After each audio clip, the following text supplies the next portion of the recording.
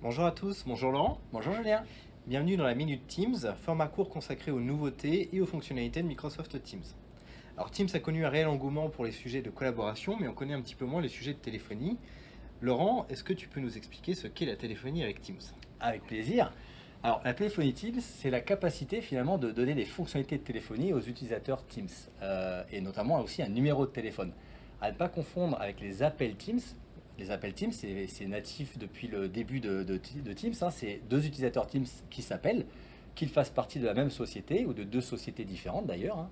Donc la téléphonie Teams, c'est vraiment la capacité de pouvoir appeler un 01, un 06, un 04, un plus 44, que sais-je, et se faire appeler bien sûr de l'extérieur.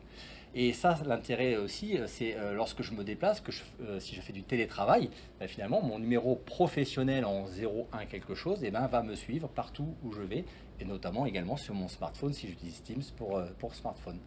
D'accord. Alors concrètement, qu'est-ce qu'on peut faire en termes de téléphonie avec Teams?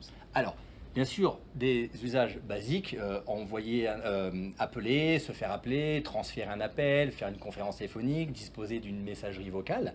Mais on a aussi tout ce qui est accueil téléphonique, qui est très important en fait, c'est souvent la vitrine de l'entreprise, hein. Tout simplement de faire un accueil différencié en fonction de l'heure, de la journée, du jour, d'un calendrier, et de pouvoir rediriger les appels en proposant par exemple composer un pour joindre le service commercial ou deux le service technique. On a aussi la capacité de distribuer ces appels entrants vers des groupes d'utilisateurs Teams. Donc tout simplement, on crée des équipes Teams et on peut envoyer les appels sur ces groupes d'utilisateurs. D'accord. Et concrètement, on peut toujours avoir un téléphone sur son bureau? Alors il est vrai qu'aujourd'hui, la plupart de nos clients qui utilisent Teams pour faire la téléphonie utilisent les équipements qu'ils disposent déjà pour faire les réunions téléphoniques. Notamment les casques, les pieuvres qu'on utilise, c'est parfait pour faire de la téléphonie. Néanmoins, dans certains cas, il est nécessaire de disposer d'un téléphone fixe avec un combiné des touches sur un bureau. Et pour ça, on a tout un écosystème de partenaires qui fabriquent des téléphones compatibles Teams, de l'entrée de gamme jusqu'au haut de gamme. Et on a également des Teams Display, cette nouvelle génération d'équipements qui permet de faire des réunions et ces appels téléphoniques Teams. D'accord. On a beaucoup d'entreprises qui ont des centres de contact ou qui ont des usages très avancés de la téléphonie. Est-ce que ces fonctionnalités sont disponibles avec Teams également? Alors en effet, on vient de voir qu'avec les auto-attendantes, les call to ce qu'on appelle, on répond à un nombre de besoins importants en termes d'accueil téléphonique et de distribution d'appels. Parfois, il est nécessaire d'aller un cran au-delà, au-dessus. Et donc, on a un écosystème aussi de partenaires applicatifs dont c'est le métier de faire des solutions centres d'appel, centres de contact, qui sont certifiés compatibles Teams.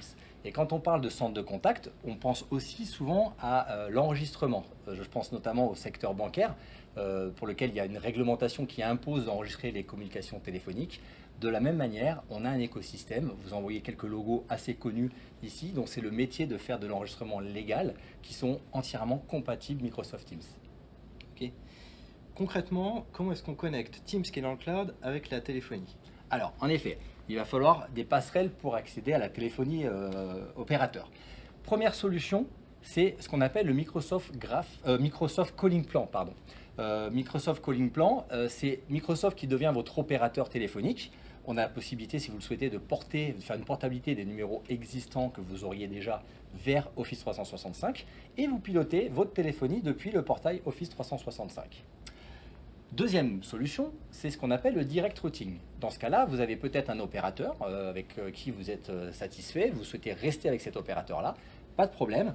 On va juste avoir besoin de mettre en place un petit équipement qu'on appelle un SBC, une sorte de routeur, qui permet de faire le lien entre votre opérateur actuel et Office 365, de sorte à ce que les utilisateurs Teams puissent téléphoner tout en utilisant votre opérateur actuel. Et la troisième façon de s'interconnecter, c'est ce qu'on appelle Operator Connect, qui est disponible depuis le mois d'octobre cette année, qui est un mix entre les deux. Finalement, on a une trentaine d'opérateurs qui sont certifiés Operator Connect, qui ont donc des offres de téléphonie et qui vous permettent de piloter tout depuis le portail Office 365. D'accord. Une fois la téléphonie mise en place, avec une de ces solutions, quelles sont les possibilités en termes d'administration et de monitoring? Alors en effet, la gestion et le monitoring, c'est un point important puisque la téléphonie, c'est crucial pour une entreprise. On a plusieurs outils natifs dans Teams. On peut en rajouter d'autres via notre écosystème. Mais les 3 outils qui sont natifs, c'est le premier, c'est ce qu'on appelle les rapports d'usage depuis le portail d'administration Teams sur l'utilisation de la téléphonie, l'usage que font les utilisateurs de la téléphonie. Un deuxième outil qui s'appelle le Call Analytics, qui permet cette fois d'aller jusqu'à un utilisateur précis, de voir comment il utilise la téléphonie et éventuellement de faire du troubleshooting.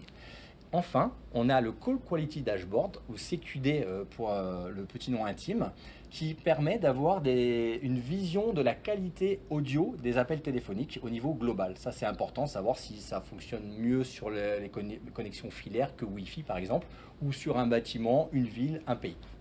Très bien. Bah, écoute, merci Laurent pour toutes ces précisions. Avec plaisir. Je vous laisse quelques ressources pour conclure cet épisode. Je vous invite notamment à nous rejoindre le 13 janvier prochain sur aka.ms/webinar Teams Phone pour un webinaire spécial d'1 heure dédié à la téléphonie dans Teams. Et puis sur aka.ms/la minute Teams pour retrouver toutes les minutes Teams passées et à venir. Merci à tous. Au revoir.